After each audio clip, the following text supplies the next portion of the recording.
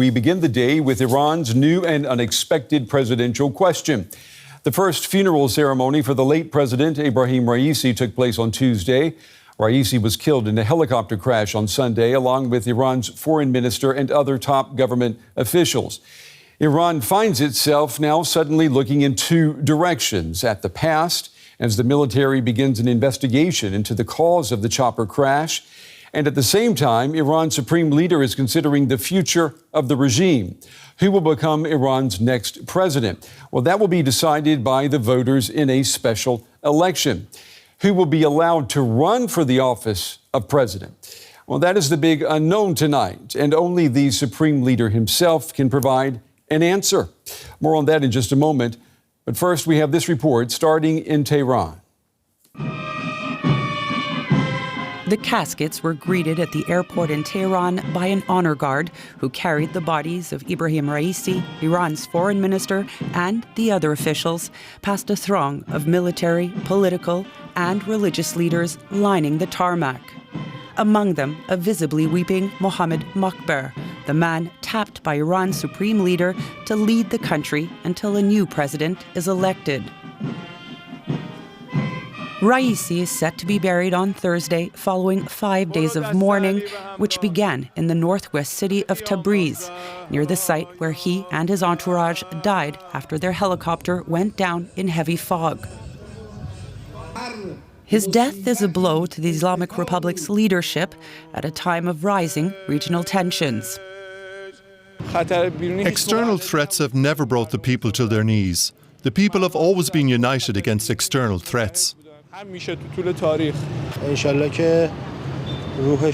May their souls rest in peace. The nation will deal with this issue, and everything will return to normal, thanks to God. Raisi, a 63-year-old conservative cleric, was seen as a potential successor to current Supreme Leader Ayatollah Khamenei. According to Iran's constitution, presidential elections must be held within 50 days, posing a tricky question for Iran's rulers. Should they open the race to moderate rivals or stick to hardliners and risk the embarrassment of another low voter turnout? Political distrust and an ailing economy have helped fuel voter apathy. Turnout during the most recent elections was the lowest recorded since the 1979 Islamic Revolution. Well, my first guest has written extensively about the Islamic Republic of Iran as an academic in the United States, and he has served as president of the Association for Iranian Studies. He's now a dean at Missouri University of Science and Technology. I'm happy to welcome tonight Mr. Mehrzad to the program. Mr. Boroujerdi, it's good to have you with us. The interim president of Iran now has 50 days to call a new presidential election. What do you expect to happen between now and Election Day? Right. So I believe Iran will be very much occupied with the internal affairs, particularly the elections that you mentioned. The main question really is what type of candidates will step forward.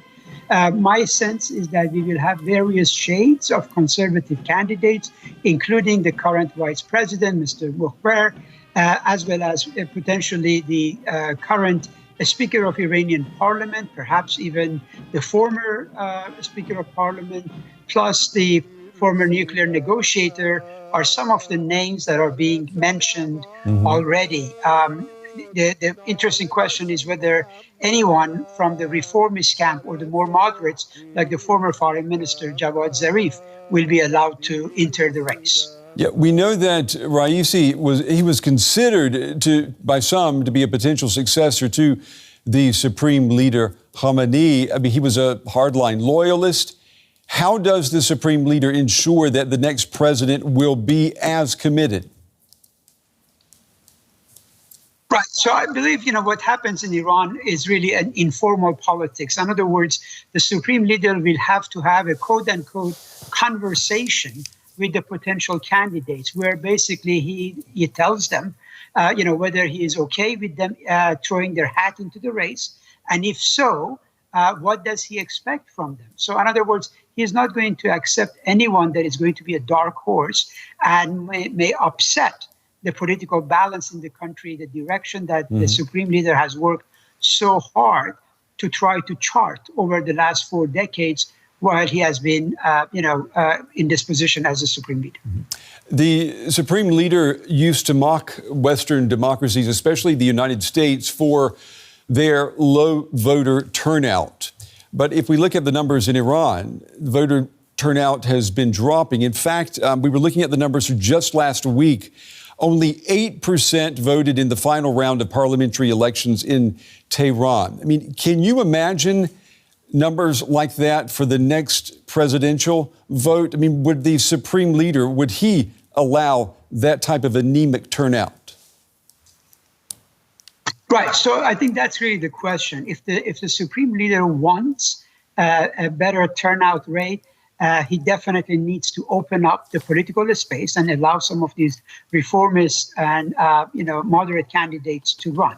But if he decides not to do that, I think the fallback strategy is for the regime to really inflate the numbers. Look, when we look at the last presidential election, which was in 2021, the turnout rate was 48%. The 8% that you referred to was really about the second round in the runoff elections for the parliament that was just elected, last month. Right. So my guess is that what the regime is going to do is that they're going to play on people's, emotions regarding this event and hoping that they can drum up enough support so that they can get perhaps into the late 30% range in terms of turnout. But in terms of really the popular apathy at the moment, that will be a Herculean task for the regime to accomplish. We are told time and time again that the real power lies with the supreme leader and with the Revolutionary Guard.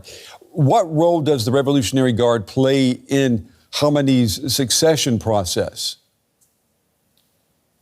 Right. So as we know, officially, it's the Assembly of Experts, which is a body of 88 senior clerics that are supposed to choose the next, leader. Many of them, of course, are a group of yes men who have been representing Ayatollah Khamenei, the supreme leader, in various positions. So the chances are that Khamenei will have an easy time, basically, telling these folks who to vote for. And of course, one of the candidates that has been, rumored to be in the race happens to be his own son, which when you think about the optics of it, in a country that overthrew a monarchy, to have the son of the supreme leader become the next leader is a bit of an embarrassment in every possible way.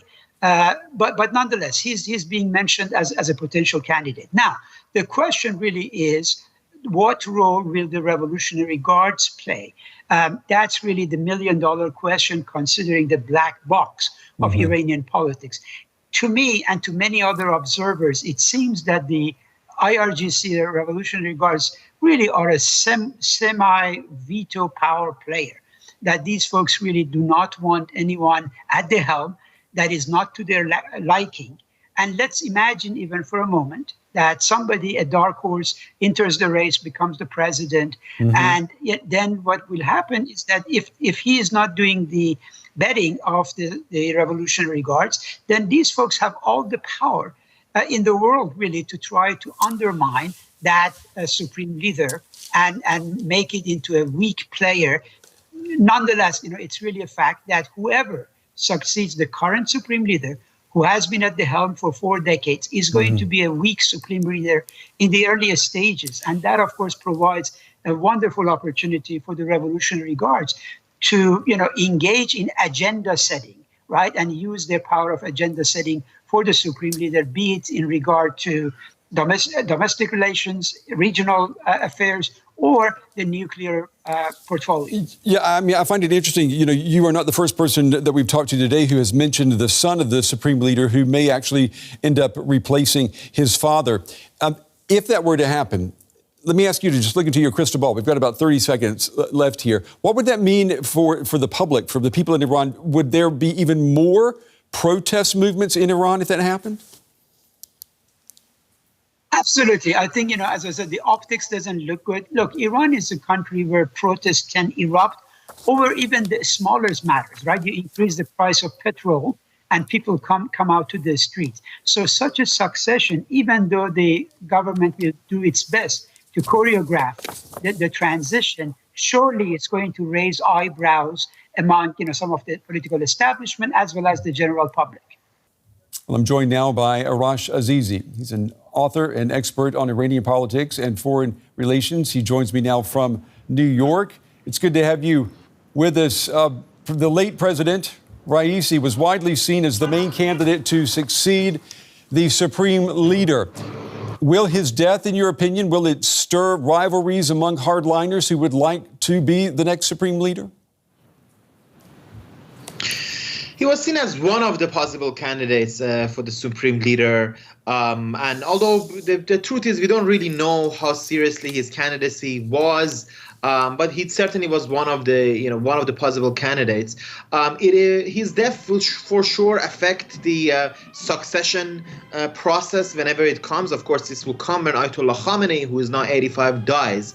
It will affect it in a couple of ways. First of all, obviously, he's not there anymore, so he's taken out of the contention. Mojtaba Khamenei, for example, son of Khamenei, is another figure that is often spoken of as a possible candidate, so he will have more chance. And also others, figures like Araki or Mohaqiq Damad. I mean, these are not very well-known clerics, but others will have more chance. But the more important way in which it will affect the eventual succession crisis is that we have to see who the presidency will pass on to. Because the truth is, when Khamenei's death finally arrives, who is sitting president at the time is going to be very important for the process of succession. And also, whoever is the president, we're going to have a new president, June 28, will have some time to amass power and use it for his own faction. And, so Raisi's death has altered the balance of different factional sort of power politics in the Islamic Republic, and in that way it will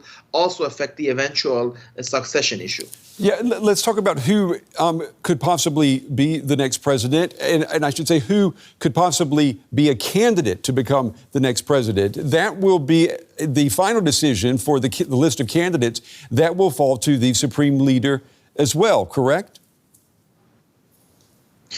Well, technically, it rests with Guardian Council, which is the body of 12 people, 6 jurists and 6 clerics, all of whom are picked directly or indirectly by the supreme leader. But effectively, they listen to Khamenei. So yes, it is him who have to make a decision. And this is the decision, basically. Of course, no one thinks these elections are going to be free and fair. Vast majority of Iranians and vast majority of political opinions will not be anywhere, welcome, near the ballot box. But the real question is this: Does Khamenei want to hold a closed election in which the results are preordained, like the one in 2021 in which Raisi was elected? That he picks a candidate, every other major candidate is thrown out, and effectively that candidate is coronated, or does he want to open it up a little bit, perhaps to some centrists, perhaps to some other hardliners? Perhaps he wants hardliners and conservatives to fight it out with each other.